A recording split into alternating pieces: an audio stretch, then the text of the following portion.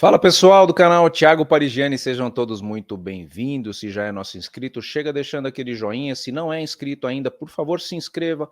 Aqui você tem informações jornalísticas todos os dias gratuitamente, tá bom? Não custa nada. O seu comentário aqui no lado é tudo livre também, fique à vontade, só não aceitamos ofensas pessoais aqui, mas você é livre para debater, seja você de esquerda ou direita, passe aqui o seu ponto de vista e esteja sempre conosco. Tá aqui em cima tem um Pix, se você deseja apoiar um QR Code, tem o nosso Pix para apoiar a nossa produção e assim melhorar o nosso conteúdo a cada dia. E se você é aposentado, pensionista ou servidor está super endividado, você tem o nosso manual de finanças aqui, porque aqui é notícias juntamente com soluções para quem está se afogando com dinheiro, tá? Está se perdendo nos empréstimos consignados, né? Tá difícil de sair disso? Restabeleça o valor do seu salário e pare hoje de pagar o seu consignado. Tá aqui no primeiro comentário com desconto, apenas R$19,90 o nosso manual em vídeo aula, super facinho de você fazer. Mas vamos para a notícia, muita gente aí falando que o Bolsonaro voltou a ser elegível.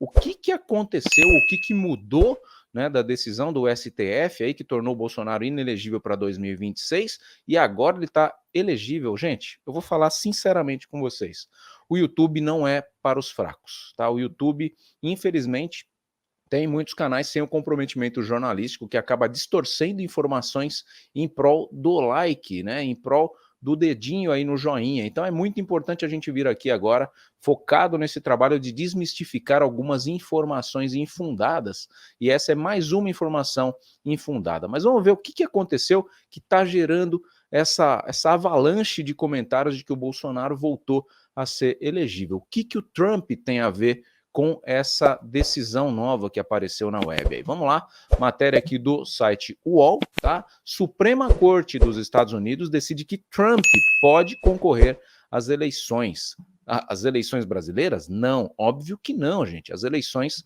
americanas, tá? A Suprema Corte dos Estados Unidos rejeitou uma decisão judicial que tirou Donald Trump das urnas no Colorado, após as ações relacionadas à invasão do Capitólio, de 6 de janeiro de 2021. A decisão também vale para outros estados. Para você que não se recorda, aconteceu uma situação muito parecida com o 8 de janeiro aqui. Teve uma invasão no Capitólio, depois da perda da eleição do Donald Trump em 2021, e teve um quebra-quebra generalizado ali, muito parecido mesmo com o que aconteceu em 8 de janeiro aqui. E depois disso, o Trump lá, ele é julgado e acusado da mesma questão pela qual o Bolsonaro é acusado aqui também, uma tentativa de alterar a democracia do país, né? Então eles querem punir, por conta, no caso do Bolsonaro, estão falando aí da minuta do golpe, né? E no caso do Trump, coisas parecidas lá ocorrem também. A gente está marcando aí uma entrevista com o pessoal que mora lá, reside lá, brasileiros que estão lá, para passar todo esse briefing se o Donald Trump tem realmente chance de chacoalhar a direita americana novamente. O Biden está no poder, né? O Obama era de esquerda e o Trump sucedeu o Obama, e posterior ao Trump veio o Biden agora, né? Que muita gente fala que está bem senil lá nos Estados Unidos. O que aconteceu? Com isso, Trump está elegível e aparecerá nas primárias do Colorado como pré-candidato republicano. Ele disputa a indicação apenas com a Nikki Haley, que vê sua candidatura desidratada após ter perdido nas primárias para o ex-presidente em outros estados. Trump comemorou a decisão, grande vitória para a América.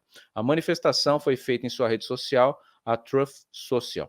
Juízes tinham que avaliar se a participação de Trump no 6 de janeiro o impediria de concorrer. A pergunta era: Trump poderia aparecer nas cédulas das primárias presidenciais republicanas no estado do Colorado devido ao seu suposto papel no ataque dos seus apoiadores ao Capitólio em 6 de janeiro de 2021? Segundo a Suprema Corte do Colorado, ela citou aí a 14ª emenda da Constituição americana em sua argumentação contra Trump. Essa seção proíbe qualquer pessoa de ocupar um cargo público se tiver participado de uma insurreição ou rebelião, após ter prometido defender a Constituição. A emenda, ratificada em 1868 após a Guerra Civil, visava impedir que os partidários da Confederação Escravista fossem eleitos para o Congresso ou ocupassem cargos federais. Corte unânime sobre Colorado e dividida sobre outros estados. A corte foi unânime para manter Trump nas urnas do Colorado, alegando que nenhum candidato pode ser retirado do pleito unilateralmente, ou seja, por decisão apenas de um lado. Contudo, a votação foi de 5-4, que nem o nosso STF, né? Tudo muito parelho, para ampliar o entendimento para outros estados, garantindo uma vitória apertada para Trump. Suprema Corte nos Estados Unidos tem maioria conservadora. Dos 9 votos, 3 são juízes nomeados por Trump em seu tempo de presidente. Nada na Constituição delega aos Estados Unidos qualquer poder para aplicar a seção 3 contra titulares de cargos e candidatos federais. É muito parecido, né? O STF deles lá tem lá a corte, no caso, né? Os juízes também são nomeados pelo presidente, coisa que eu acho muito errado, né? Aqui no Brasil acontece essa nomeação do pessoal lá para o STF também, então por isso que a política americana é muito observada pelo brasileiro, porque as coisas se parecem muito, né? Apesar de valores da esquerda e da direita serem um pouco mais diferentes, até mesmo na Argentina, né? Tem valores da direita brasileira que não batem com valores da esquerda da direita brasileira que não batem com a direita argentina, mas normalmente a direita torce pela direita, né? Todo bolsonarista está feliz com a vitória do Milei na Argentina, torce para o Trump lá nos Estados Unidos também, e automaticamente são contra o Joe Biden, né, no caso. Processos contra Trump não abalam sua popularidade. Aqui eles falam um pouquinho dos processos que acontecem na vida do Trump, né? São bem curtinhos, eu vou ler para você se sintonizar nessa parte, que a geopolítica, às vezes a gente fica um pouco afastado, então faz parte dessa contextualização, né? O ex-presidente republicano foi multado pela Justiça de Nova York em 355 milhões de dólares, cerca de 1,76 bilhão de reais, né, por fraude processual em suas empresas. O juiz se baseou a sua sentença na constatação de que Trump e os demais acusados inflaram os valores de seus ativos para garantir acordos vantajosos com bancos e seguradoras. Mesmo assim, Trump segue como provável rival de Joe Biden nas eleições desse ano. Antes, a Justiça de Nova York já condenara o magnata republicano a pagar mais de 83 milhões à autora e Jean Carroll por difamação. Jean Carroll, né, o nome da autora. Ele enfrenta ainda outras ações jurídicas no mesmo estado, um processo civil em torno do suborno pago à atriz pornô Stormy Daniels em 2016, na Flórida, acusações federais por manipulação de documentos confidenciais após o mandato, julgamento para maio, em Washington, e por interferência na eleição de 2020 na Geórgia, por tentar reverter os resultados do pleito. Esses processos em instâncias inferiores ainda ameaçam a candidatura do ex-presidente. Então, ele está liberado para votação lá no Colorado, por enquanto, né? Para a eleição.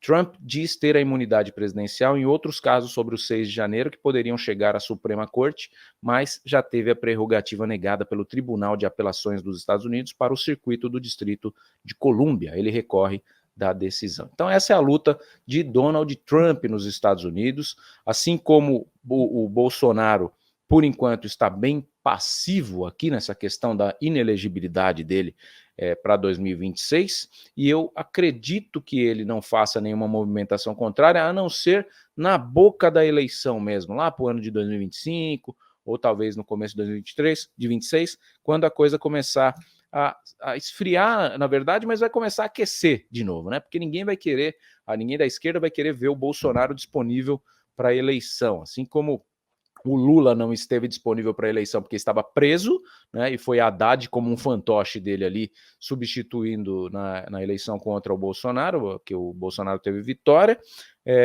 O Bolsonaro tende a colocar também um fantoche da direita para concorrer, já que ele não vai estar disponível. Muitos se falam em Michele, alguns falam em Tarcísio, outros falam em Zema, mas a verdade é que a direita tem uma liderança nesse país.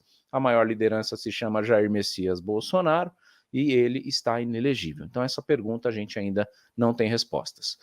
Quem está falando aí que o Bolsonaro está elegível quer te enganar, tá? Aqui é um canal jornalístico que a gente está aqui para tirar toda a fumaça da frente dos seus olhos e você poder tirar a melhor conclusão possível, tá bom? Muito obrigado pela presença.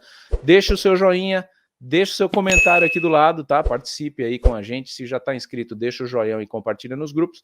E se não estiver inscrito, dê a honra da gente bater 100 mil inscritos com a sua inscrição. Clica aqui embaixo em inscrever-se e ativa o sininho das notificações, tá? Até o próximo vídeo. Muito obrigado. Faça como nossos governantes. Pense apenas em você e se estamos aqui por você, esteja aí por nós.